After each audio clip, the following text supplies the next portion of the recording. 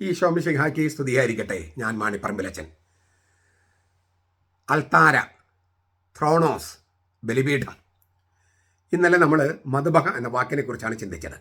ഇന്ന് നമുക്ക് അൾത്താര എന്ന ആ വാക്കിൻ്റെ അർത്ഥവും അതിൻ്റെ അതേക്കുറിച്ചുള്ള യാഥാർത്ഥ്യവും നമുക്ക് ചിന്തിക്കാം. ത്രോണോസ്, സിംഹാസനം എന്നർത്ഥം.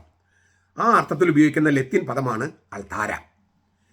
43 സങ്കീർത്തനം 4-ാമത്തെ വാക്യത്തിൽ നമ്മളിങ്ങനെ വായിക്കുന്നു: ഞാൻ ദൈവത്തിൻ്റെ പീഠത്തെങ്കിലേക്ക് ചെല്ലും, എൻ്റെ പരമാനന്ദമായ ദൈവത്തെങ്കിലേക്ക് തന്നെ.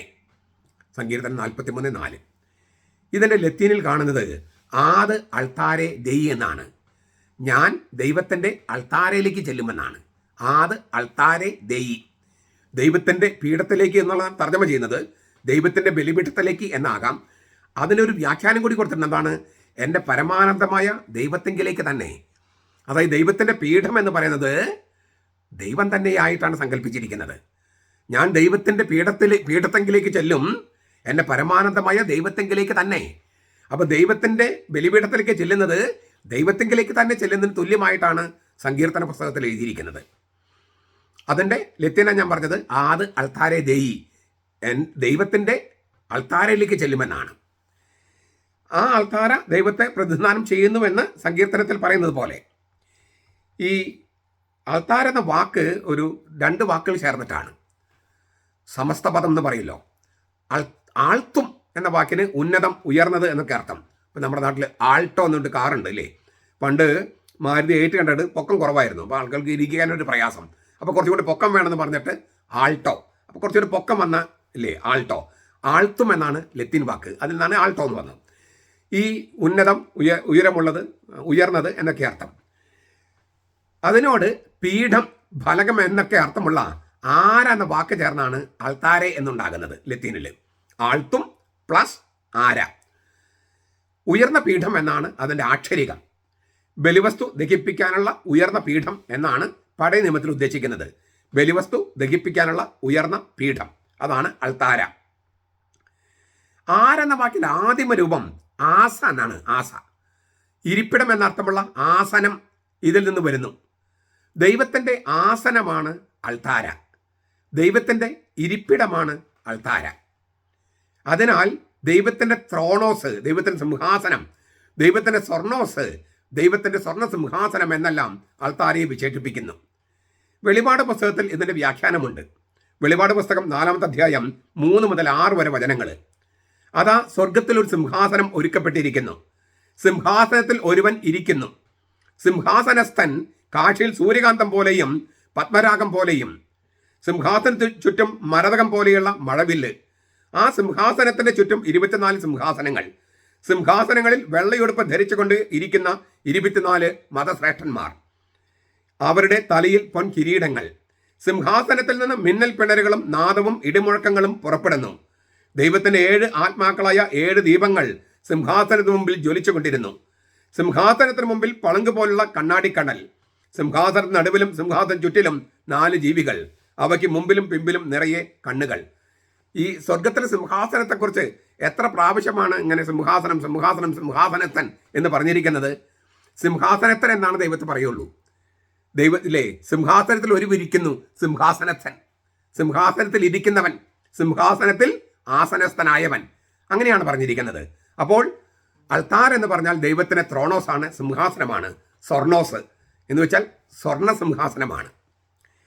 അതേസമയം അൾത്താർ എന്ന ബലിപീഠത്തിന് വേറെയും ഇത് നമ്മൾ പഴയ നിയമത്തിൻ്റെയും വെളിപാടിൻ്റെയും വെളിച്ചത്തിൽ കണ്ടതാണ്. എന്നാൽ അൾത്താർ എന്ന വാക്കിന് വേറെയും ധാരാളം അർത്ഥങ്ങളുണ്ട്.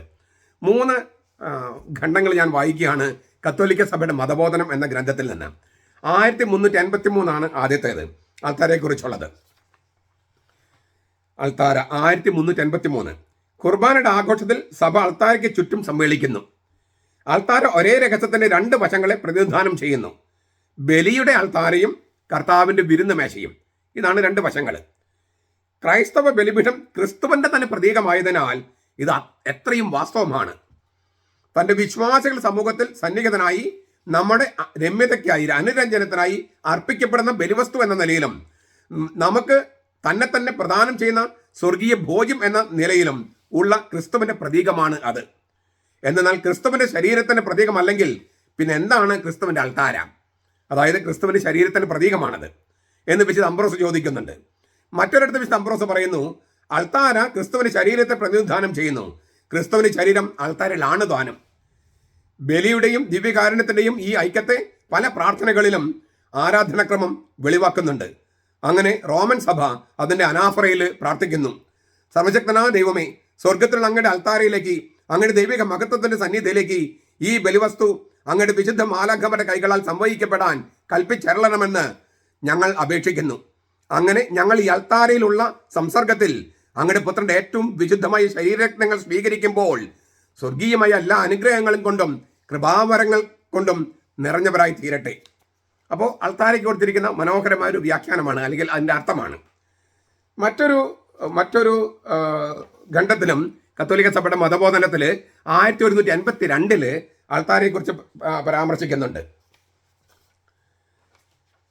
1182 പുതിയ ഉടമ്പടിയുടെ ബലിപീഠം കർത്താവിൻ്റെ കുരിശാണ്. അൾത്താര എന്ന് പറയുന്നത് കുരിശാണ്, കർത്താവിൻ്റെ കുരിശാണ്.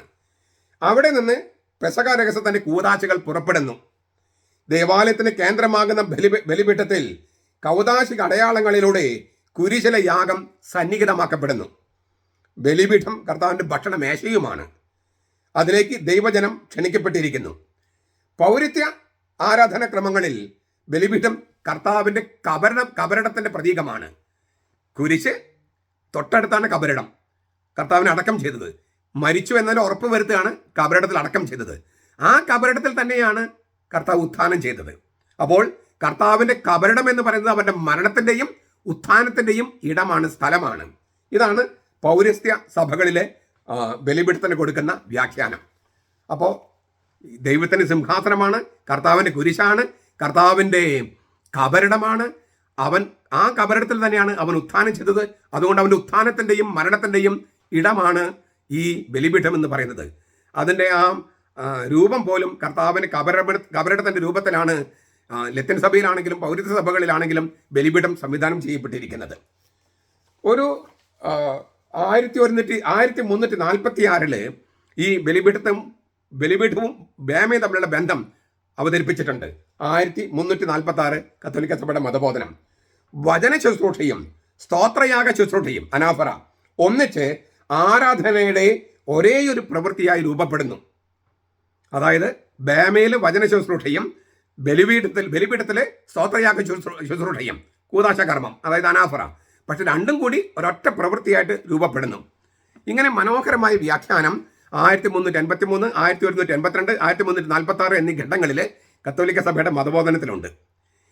കല്ലിൽ വെട്ടിയുണ്ടാക്കിയ കബറിടത്തിലാണ് കർത്താവിനെ അടക്കം ചെയ്തത്. അതിനാൽ കല്ലുകൊണ്ട് പറ്റുമെങ്കിൽ ഒറ്റ കല്ലിൽ ബലിപീഠം പണിയണമെന്നാണ് കത്തോലിക്ക സഭ പഠിപ്പിക്കുന്നത്. മാത്രമല്ല, വിശുദ്ധരെ സംസ്കരിച്ചിരുന്ന സ്ഥലങ്ങളിലുണ്ടെങ്കിൽ അതിന് മുകളിലാണ് ബലിപീഠം പണിതിരുന്നത്. അതുകൊണ്ടാണ് ഇപ്പോഴും കത്തോലിക്ക സഭയിൽ വിശുദ്ധരെ തിരിച്ചേറ്റുമ്പോൾ ബലിപീഠത്തിന് താഴെ വയ്ക്കുന്നത്. സ്വർഗത്തിൽ ഈ സിംഹാസനം തൊട്ട് താഴെയാണ് വിശുദ്ധരെ ഇരിക്കുന്നത്. വെളിപാട് പുസ്തകം 6:9 മുതൽ 13 വരെ, പിന്നെ 8-ാമത്തെ അധ്യായം 1 മുതൽ 4 വരെ. രക്തസാക്ഷികളുടെ ആത്മാവുകളും വിശുദ്ധരുടെ ആത്മാവുകളും സ്വർഗത്തിൽ സിംഹാസനം തൊട്ട് താഴെയാണ് ഇരിക്കുന്നത്. അതുകൊണ്ട് തന്നെ ഇപ്പോൾ ബലിപീഠത്തിന് താഴെയാണ് വിശുദ്ധരെ തിരിച്ചേറ്റിപ്പ് വയ്ക്കുക. വിശുദ്ധർ സംസ്കരിച്ച ബലിപീഠം ഉണ്ടെങ്കിൽ, കുഴിമാടമുണ്ടെങ്കിൽ അതിന് മുകളിലാണ് ബലിപീഠം പണിയുക. അപ്പോൾ കല്ലുകൊണ്ട് തന്നെ പണിയണമെന്നാണ്. കർത്താവിനെ അടക്കിയത് കല്ലുകൊണ്ടുള്ള ഒരു കല്ലറയിലാണ്. അപ്പോൾ കല്ലുകൊണ്ട് തന്നെ ബലിപീഠം പണിയണമെന്നാണ് നിയമം. അതേസമയം അങ്ങനെ സാധിക്കുന്നില്ലെങ്കിൽ നല്ല ഉറപ്പുള്ള തടി കൊണ്ട്, അത് ഇടയ്ക്കിടയ്ക്ക് മാറ്റാൻ പാടില്ല, മാറ്റാൻ പറ്റാത്ത തരത്തിൽ സ്ഥായിയായിട്ട് ഈ ബലിപീഠം സ്ഥാപിക്കണമെന്നാണ്. ചുരുക്കത്തിൽ ഉത്ഥിതനായ മിശിഹായുടെ പ്രതിരൂപമാണ് ബലിപീഠം. ഞാൻ പറഞ്ഞല്ലോ, കർത്താവിനെ കബറടക്കി അവിടെ തന്നെ ഉത്ഥാനം ചെയ്തത്. പരിശുദ്ധാത്മാവ് ഇറങ്ങി വന്ന് അപ്പത്തെ ക്രിസ്തുവിനെ ശരീരമാക്കുന്നതും വീഞ്ഞിനെ കർത്താവിൻ്റെ രക്തമാക്കുന്നതും ഈ അൾത്താരയിലാണ്. കർത്താവ് സ്വയം പങ്കുവെച്ചു തരുന്ന വിരുന്ന് മേശയാണത്. ഇക്കാരണങ്ങളാൽ പരിശുദ്ധ തൃത്വത്തിന്റെ സാന്നിധ്യമാണ് അൾത്താര. സ്വർഗത്തിലെ സിംഹാസനം പിതാവായ ദൈവം തിരിക്കുന്നു. നമ്മുടെ കർത്താവിൻ്റെ കബറിടം, ഉത്ഥിതനായ കർത്താവ് പ്രതീകവൽക്കരിക്കുന്ന ആ കബറിടം, പരിശുദ്ധാത്മ ഇറങ്ങി വന്ന് ഈ അപ്പത്തെയും വീഞ്ഞിനെയും കർത്താവിൻ്റെ തിരുശരീരക്തങ്ങളായി മാറ്റുന്ന ഇടം.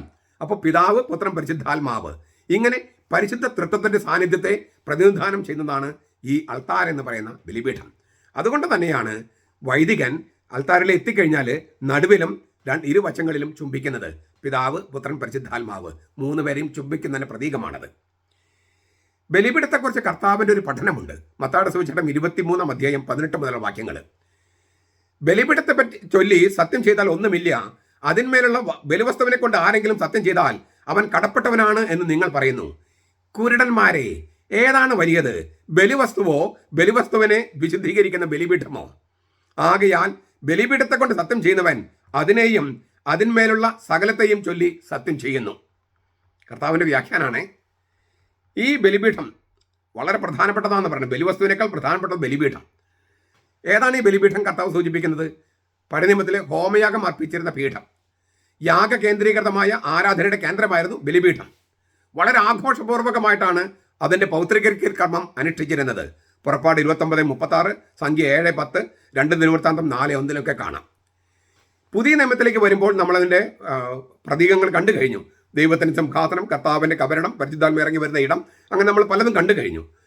അതുകൊണ്ട് തന്നെ ബലിപീഠം കൂദാശ ചെയ്യുന്നത്, കത്തോലിക്ക സഭയിൽ കൂദാശ ചെയ്യുന്നത് മെത്രാനാണ്. ദൈവപുത്രനായ യേശുക്രിസ്തു അപ്പസ്തോലന്മാർക്ക് പകർന്നു നൽകിയതും അപ്പസ്തോലന്മാർ കൈവപ്പിലൂടെ കൈമാറിയതും ഇതുവരെയും മുറിഞ്ഞു പോകാത്തതുമായ ശ്ലൈഹിക പിന്തുടർച്ചയിലൂടെ ദിവ്യമായ ഒരു ശാരീരിക സ്പർശം കത്തോലിക്ക സഭയിൽ ബലിപീഠത്തിനുണ്ട്. കർത്താവ്, സ്ലീഹന്മാർ, മെത്രാമാർ, അങ്ങനെ മെത്രാന്മാരാണ് ഈ ബലിപീഠം കൂദാശ ചെയ്യുന്നത്. പുറകോട്ട് പോയാൽ യേശുവിനെത്തുന്ന പാവനമായ ഒരു ശാരീരികതയുണ്ട്. അതായത് ബലിപീഠം വെഞ്ചിരിക്കുകയല്ല, വെള്ളം തെളിക്കുകയല്ല. മെത്രാനച്ചൻ തന്നെ ഒലിവ് ഓയിൽ കൊണ്ട് ബലിപീഠം റൂഷ്മ ചെയ്യുകയാണ്, കൂദാശ ചെയ്യുകയാണ്. അതിനാൽ ആവർത്തിക്കുകയാണ് ഞാൻ, അതിനാൽ തന്നെ ബലിപീഠം വെഞ്ചിരിക്കുകയല്ല, കൂദാശ ചെയ്യുകയാണ്. വെഞ്ചരിപ്പിൽ കന്നൻ വെള്ളം ഉപയോഗിക്കുന്നു, കൂദാശ ചെയ്യാൻ ഒലിവെണ്ണയും. കൂദാശ ചെയ്യപ്പെട്ട വ്യക്തിയോ വസ്തുക്കളോ അശുദ്ധമാക്കപ്പെട്ടാൽ അത് ദൈവനിന്ദ എന്ന പാപമാണ്. വെഞ്ചരിപ്പുകൾ ആവർത്തിക്കാം, യാഗപീഠത്തിന് കൂദാശ ചെയ്യൽ ആവർത്തിക്കാറില്ല. യാത്രക്കിടയിലെ കുർബാന അർപ്പിക്കാനായി കൊണ്ടു നടക്കാവുന്നതും മെത്രാൻ കൂദാശ ചെയ്തതുമായ യാഗപീഠം, കുർബാനക്കല്ല് എന്നൊക്കെ പറയും, പുരോഹിതന്മാർ പൂജിതയുടെ കൈവശം വെച്ചിരുന്നു. കുർബാന ഈ യാത്ര ചെയ്യുമ്പോൾ കുർബാന ചൊല്ലണമെങ്കിൽ തിരിച്ച് പള്ളിയിലെത്തുമ്പോൾ പ്രധാന ബലിപീഠത്തിൻ്റെ ഒത്ത നടുക്കാണ് അത് സൂക്ഷിച്ചിരുന്നത്. അത് അശുദ്ധമാക്കാൻ പാടില്ലല്ലോ. ബലിപീഠത്തിൽ വെക്കുന്നതെല്ലാം പൗത്രീകരിക്കപ്പെടും എന്നാണ് നമ്മൾ വിശ്വസിക്കുന്നത്. അതിനാൽ ഏറ്റവും അത്യാവശ്യമായ സംഗതികൾ ഏറ്റവും അത്യാവശ്യമായ സമയത്തേക്ക് മാത്രമേ ബലിപീഠത്തിൽ വെക്കാൻ പാടുള്ളൂ. തിരികൾ, പൂപ്പാത്രങ്ങൾ ഇവയൊന്നും ബലിപീഠത്തിൽ വെക്കാൻ പാടില്ല. ഞാൻ അന്ന് ആവർത്തിക്കുക, മറ്റു വെഞ്ചിരിപ്പ് പോലെയല്ല, മെത്രാനച്ചന് മാത്രമേ ഈ ബലിപീഠം റൂഷ്മ ചെയ്യാൻ പറ്റൂ. അത് അദ്ദേഹം സ്വന്തം കൈകൊണ്ട് ഒലിവെണ്ണ എടുത്ത് ചെയ്യുകയാണ്. അതായത് കർത്താവ് ഈശോ മിശിഹായിൽ നിന്ന് കൈവപ്പിലൂടെ സ്ലീഹന്മാരും മെത്രാന്മാർക്കും കൈവപ്പിലൂടെ കൈമാറിയ ആ കൗദാശിക പിന്തുടർച്ച, ശ്ലൈഹിക പിന്തുടർച്ച, ആ പിന്തുടർച്ചയിലാണ് ബലിപീഠം ആശീർവദിക്കുന്നത്. അത് വളരെ പരിശുദ്ധമാണ്. അതിനാൽ കർത്താവ് പറയാണ്, ഏതാണ് ശ്രേഷ്ഠം? നിങ്ങൾ പറയുന്നു ബലിപീഠത്തെ കൊണ്ട് സത്യം ചെയ്താൽ ഒന്നുമില്ല, അതിനുമേ ബലിവസ്തുവിനെ കൊണ്ട് സത്യം ചെയ്താൽ അവൻ കടപ്പെട്ടവനാണെന്ന്. കുരുടന്മാരെ, ഏതാണ് വലിയത്, ബലിവസ്തുവോ ബലിവസ്തുവിനെ വിശുദ്ധീകരിക്കുന്ന ബലിപീഠമോ? ആകയാൽ ബലിപീഠത്തെ കൊണ്ട് സത്യം ചെയ്യുന്നവൻ അതിനെ കൊണ്ടും അതിന്മേലുള്ള സകലതിനെ കൊണ്ടും സത്യം ചെയ്യുന്നു. അതുകൊണ്ട് ബലിപീഠം വളരെ പ്രധാനപ്പെട്ടതാണ്. ബലിപീഠമില്ലാതെ ബലിയർപ്പിക്കാൻ കഴിയില്ല. നമ്മളിപ്പം ഈ കുടുംബ യൂണിറ്റുകളിലോ ബേസിക് ക്രിസ്ത്യൻ കമ്മ്യൂണിറ്റികളൊക്കെ കുർബാന ചിലപ്പോൾ പതിവുണ്ട്. ഏതെങ്കിലും ഒരു ഡൈനിങ് ടേബിൾ വലിച്ചിട്ട് ചില വിരികൾ അങ്ങിട്ടാൽ ബലിപീഠമാകില്ല. അങ്ങനെ കുർബാന അർപ്പിക്കണമെങ്കിൽ ഈ പറഞ്ഞ കുർബാനക്കല്ല് എന്ന് പറഞ്ഞ പോർട്ടബിൾ ഓൾട്ടർ വേണം. അത് മെത്രാൻ വെഞ്ചരിച്ച് തന്നെയാകണം. കാരണം ആ ബലിപീഠം വളരെ പ്രധാനപ്പെട്ടതാണ്. ഇങ്ങനെ മെത്രാൻസ് തന്നെ വെഞ്ചരിച്ച ഒലിവെണ്ണ കൊണ്ട് സ്വന്തം കൈകൊണ്ട് കൂദാശ ചെയ്ത ആ ബലിപീഠത്തിന്മേൽ പൂപാത്രങ്ങൾ വെക്കുക, തിരികൾ വെക്കുക. എന്തൊരു അപമാനമാണത്, ദൈവനിന്ദയാണത്. അതൊന്നും ചെയ്യാൻ പാടില്ല. ഇത്രയും ഗംഭീരമായ അർത്ഥമുള്ള ഒരു സംഗതിയാണ് നമ്മൾ ത്രോണോസ് എന്ന് പറയുന്ന, അൾത്താർ എന്ന് പറയുന്ന ബലിപീഠം. ആ ബലിപീഠത്തെ സമീപിക്കാനായിട്ട് അച്ഛൻ 3 പ്രാവശ്യം കുമ്പിട്ട് അവിടെ ചെല്ലുമ്പോൾ പരിശുദ്ധ തൃത്വത്തിനെ കണ്ട് പിതാവിനും പുത്രനും പരിശുദ്ധാത്മാവിനും ചുംബനം കൊടുത്ത് അങ്ങനെയൊക്കെയാണ് ചെയ്യുന്നത്.